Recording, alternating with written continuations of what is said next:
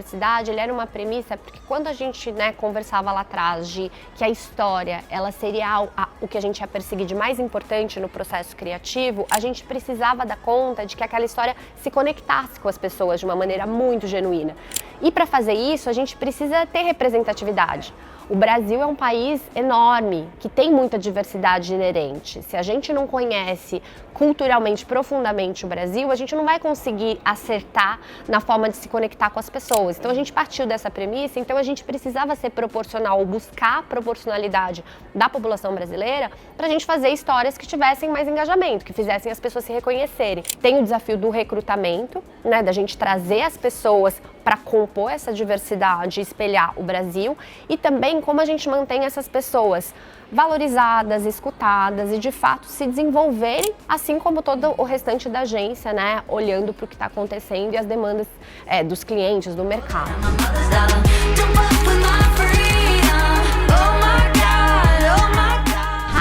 Os nossos clientes, eles não são conduzidos com a gente na jornada a partir de uma estratégia muito bem definida e de dados que sustentam isso.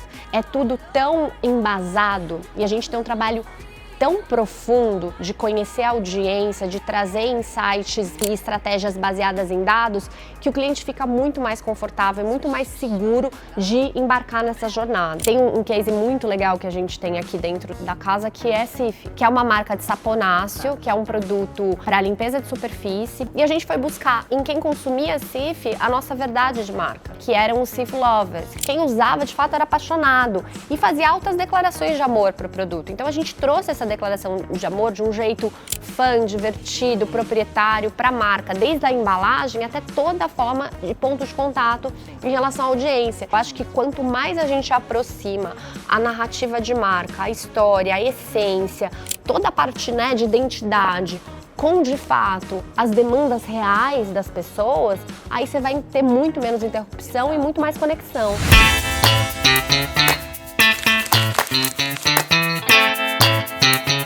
A gente brincava no começo, assim, me falava que ele, na verdade, criou a Soco pensando na Droga5, né? Que ele copiou muito dos preceitos da Droga5 na Soco. O nosso maior, e eu não falo nem que é um medo, porque isso é tão parte de quem a gente era manter a nossa cultura forte, né? E o nosso pensamento, metodologia também corroborados por esse movimento, né? E não colocados à prova. E eu acho que a gente tem saído muito bem, assim, eu acho que como a gente enxerga isso um valor, a Droga5 enxerga na gente esse valor, a Accenture Song também, a Accenture. Então a gente tem visto uma trajetória, assim, né, tem vivido uma trajetória com muita potência, assim. A gente entendeu que o que a gente fez na Soco desde então tem um valor enorme para a nossa rede. Ao mesmo tempo, eles podem aportar para a gente também um pensamento de tecnologia, de craft, de estratégia, que também eleva nosso produto. Então, acho que essa combinação das duas coisas tem nos deixado mais tranquilos do que temerosos. Acho que a gente está numa fase, assim, obviamente, com aquele frio na barriga sempre que você faz alguma coisa nova, mas com a certeza de que o que a gente criou tem muito valor e esse valor é percebido pela cadeia toda.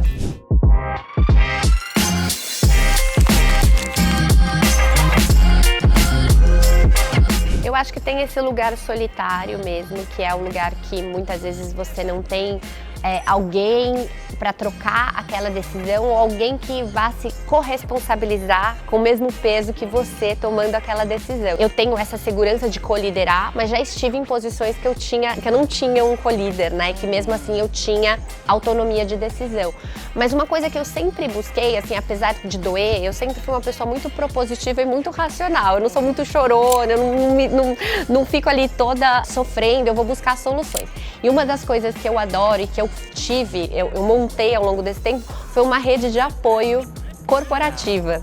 Então hoje eu tenho pessoas no mercado, várias, em posições de liderança, que eu tenho muita liberdade de pegar o telefone e combinar um almoço, um jantar, um café, pra gente de fato trocar. Obviamente a gente não fala sobre questões da empresa, confidenciais, mas a gente fala do papel de liderar, né? E num lugar um pouco mais do conceito, mas que a gente se apoia muito. Então eu acho que você poder criar uma rede de apoio com pessoas do mercado para você discutir sobre liderança é muito potente.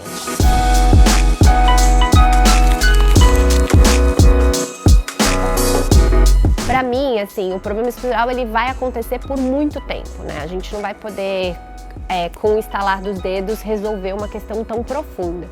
Mas eu acho que a intencionalidade, o fato da gente preparar esse terreno, estabelecer novas práticas, refutar modelos e de fato incorporar algumas ações que você às vezes pode até pensar que ela é pequena, mas que impactam muito o dia a dia das mulheres que vão depois chegar, eu acho que é fundamental. Então esse é um pouco o exercício que eu faço, né? Então assim, tudo que eu vivi, eu espero que a geração que está, né, na minha sequência viva com amortecido, né? Que eu seja uma mola propulsora para fazer com que a carreira de mulheres seja ainda mais rápida, acelerada, impulsionada e ao mesmo tempo eu amorteça muitos dos problemas estruturais que eu mesma vivi a partir de práticas que a gente incorpora no dia a dia como liderança.